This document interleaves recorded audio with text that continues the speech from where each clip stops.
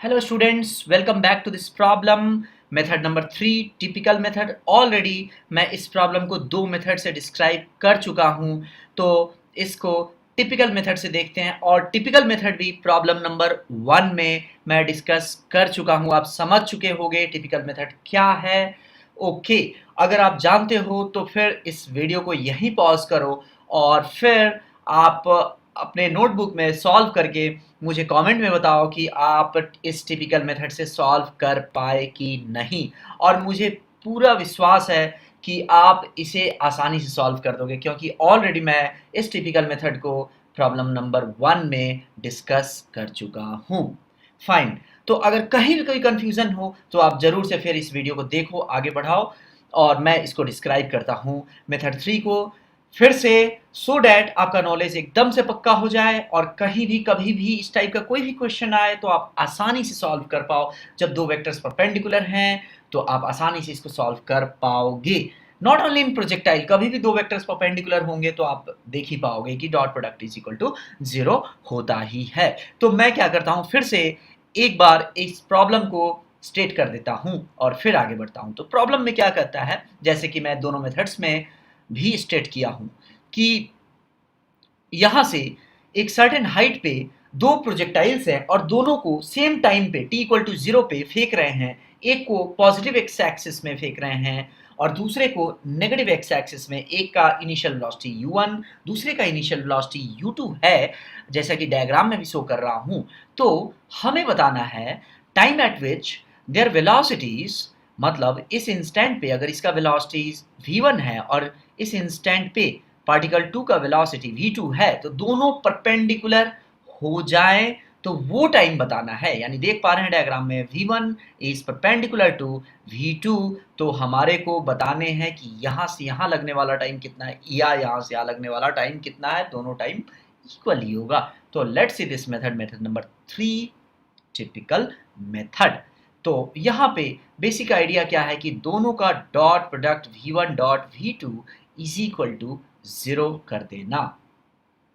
और dot product, जैसा कि मैं प्रॉब्लम 1 मेथड 3 में भी बताया हूं कि डॉट प्रोडक्ट कैसे निकालेंगे, तो यहाँ टाइम के फॉर्म में मैं v1 वेक्टर को एक्सप्रेस करूंगा, v2 वेक्टर को भी एक्सप्रेस करूंगा और तब डॉट प्रोडक्ट लेंगे। और टाइम के फॉर्म में कैसे करूंगा, तो पहले कंपोनेंट फॉर्म में v1 वेक्टर और v2 वेक्टर को एक्सप्रेस कर देते हैं। तो लेट्स डू दैट। तो v1 वेक्टर को कंपोनेंट फॉर्म में, कंपोनेंट यहाँ पे कौन सा दिख रहा है, एक्स और वाई। एक्स वाई तो यहाँ कहीं दिख नहीं रहा है, तो सबसे पहले हमारे को कोऑर्डिनेट एक्सिस डिफाइन करना पड़ेगा। तो let's define our coordinate axis. ये हमारा वाई एक्सिस है और ये वाला हमारा एक्स एक्सिस है और इस डायरेक्शन में एक यूनिट वेक्टर आई कैप है और इस डायरेक्शन में एक यूनिट वेक्टर जे कैप है। तो हमें एक्सप्रेस करना है v1 को i और j के फॉर्म में, कंपोनेंट फॉर्म में। तो लेट्स डू दैट। तो v1 वेक्टर का एक ये जो कंपोनेंट होगा, जो हॉरिजॉन्टल कंपोनेंट है, वो कितना होगा, तो हम कह सकते हैं ये वाला कंपोनेंट तो बदलेगा नहीं क्योंकि हॉरिजॉन्टल है। तो हम कहेंगे कि ये component for projectile 1 will be u1 only.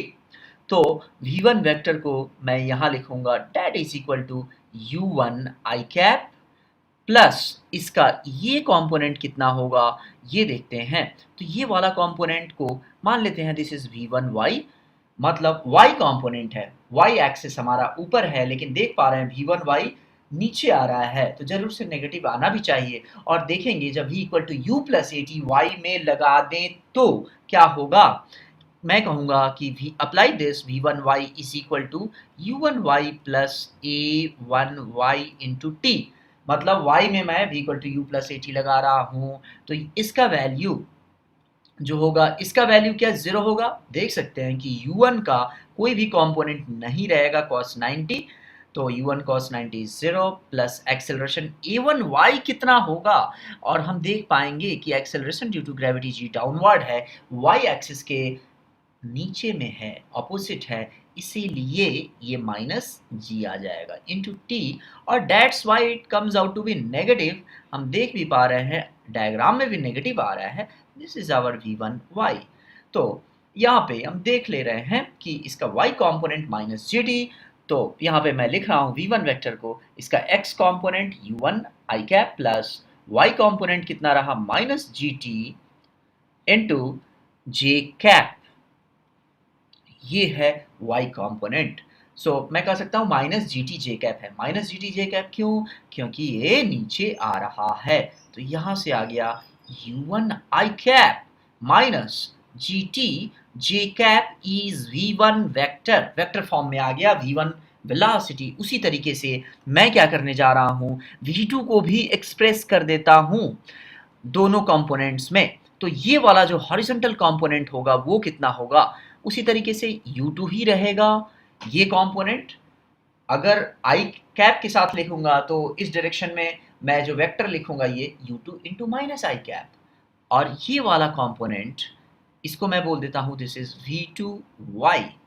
तो मैं लिखता हूं यहां पे v2 vector is equal to u2, इधर u2 इंटू कॉम्पोनेंट कितना है, कंपोनेंट मतलब इसका मैग्नीट्यूड u2 है और डायरेक्शन हो गया i कैप, और u2 तो इस डायरेक्शन में, इसीलिए यहाँ माइनस i कैप, और y component of this v2 vector कितना होगा, ये v2y। सिमिलरली जैसे मैं यहाँ अप्लाई किया हूँ वैसे ही फिर से अप्लाई कर दूंगा, तो v2y is equal to u2y। u2y का कोई कंपोनेंट नहीं रहा, cos 90 0 प्लस a2y, इसका भी एक्सेलरेशन g ही रहेगा, दोनों का एक्सेलरेशन g है डाउनवर्ड डायरेक्शन में, इसीलिए यहाँ पे नेगेटिव होगा क्योंकि y एक्सिस के अपोजिट आ रहा है, तो माइनस जी टी, तो v2y का वैल्यू माइनस जी टी कहेंगे। तो यहाँ पे फिर से लिखूंगा मैं minus G T J cap, और देख पा रहे हैं दोनों का सेम ही रिजल्ट है माइनस जी टी, दोनों का y component v2y v1y same है। तो अब v2 वेक्टर हमारे को मिल गया, that is minus u2 i cap minus G T J cap, this is our v2 vector. तो v1 वेक्टर v2 वेक्टर मिल गया।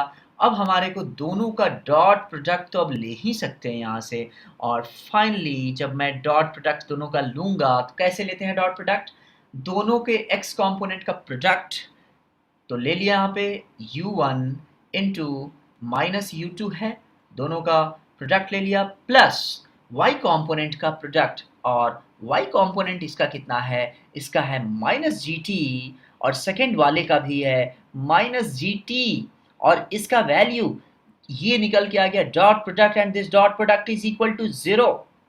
अब यहाँ से मैं कह सकता हूँ ये बन जाएगा minus minus plus g square t square, और इसको आरएचएस में भेज दिया तो it becomes g square t square is equal to u1 u2। तो यहाँ से फर्दर आ जाएगा t is equal to root over u1 u2 over g। मैं क्या किया, जी स्क्वायर से डिवाइड करके रूट ले लिया, तो root over g square is g, और यहाँ पे रूट u1 u2 आ जाएगा। तो ये हमारा आ गया टाइम, और यही तो दोनों मेथड्स में लाए भी थे, और ऑब्वियसली सेम होगा ही। ओके, तो हमारे पास टाइम आ गया। तो आप देख सकते हो कि हमने कितने सारे स्टेप्स यहाँ पे लिख दिए। हालांकि अगर आपको ये अप्रोच पता हो तो आप बहुत ही कम टाइम में इसको यूं कर दोगे, आपको इतने सारे स्टेप्स लिखने की जरूरत पड़ेगी नहीं। मैं इसलिए लिख रहा हूं क्योंकि मुझे आपको यहाँ पे शो करना है स्टेप बाय स्टेप, और सारे स्टूडेंट्स को एकदम क्लियर होना चाहिए ये बात, इसलिए मैं हर एक स्टेप को बिट बाय बिट एक्सप्लेन कर रहा हूँ हर चीज़ को, कि कहीं कुछ छूट ना पाए। अगर आपको लगता है कि आपको ये बातें पता है तो आप फिर से फास्ट फॉरवर्ड कर दो जैसा मैं पहले भी बताया हूँ, या स्किप कर दो इसे और आगे बढ़ जाओ। मोस्ट ऑफ द बातें आपको पता होंगी, और जैसे जैसे आप ये वीडियोस देखते चले जाओगे वैसे वैसे क्लैरिटी आपका बढ़ता जाएगा, और फिर आपको बहुत कम टाइम में बहुत सारी चीज़ें समझ में आने लगेंगी।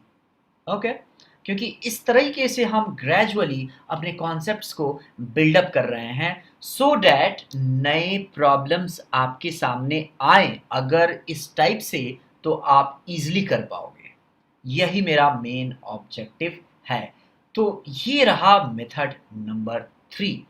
अगर आपको फिर भी कोई भी कंफ्यूजन होता है तो कमेंट बॉक्स में नीचे लिख करके हमें बताओ, और फिर हम उसको देखते हैं। और भी स्टूडेंट्स अगर देखें किसी का भी कोई भी प्रॉब्लम तो ज़रूर से एक दूसरे को हेल्प करें। This is what I believe in mutual learning. Okay fine, thank you students.